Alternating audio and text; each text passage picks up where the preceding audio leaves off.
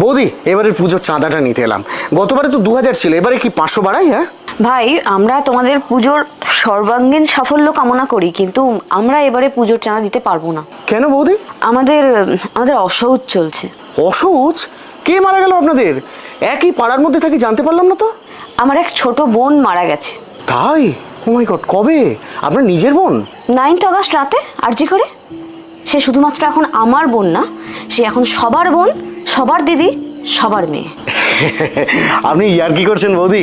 Amount কমাতে হলে বলুন না, কমিয়ে দিচ্ছি, অসুবিধা নেই। আমি সিরিয়াসলি বলছি, এটা সামাজিক শোক, এটা রাষ্ট্রীয় শোক, ভুলো না কিন্তু। মানছি, কিন্তু এইটার জন্য দুর্গাপুজোর চাঁদা? আমাদের বাড়িতে কোনোদিন চাঁদা কমানোর দরকার পড়েছে বলেছি কোনোদিন? না তা না, তবে যতদিন না সুবিচার পাচ্ছি ততদিন এই অসহজ পর্ব চলবে। আর পুজোর আগে যদি আমরা সুবিচার পেয়ে যাই, তাহলে এই চাঁদার দ্বিগুণ টাকা আমি নিজে গিয়ে প্যান্ডেলে দিয়ে আসবো, কথা দিলাম। দেখুন, আপনারা তো লেখাপড়া শিখেছেন, আপনাদের মর্জি, যা ভালো মনে হয় তাই করবেন। এলাম। এসো।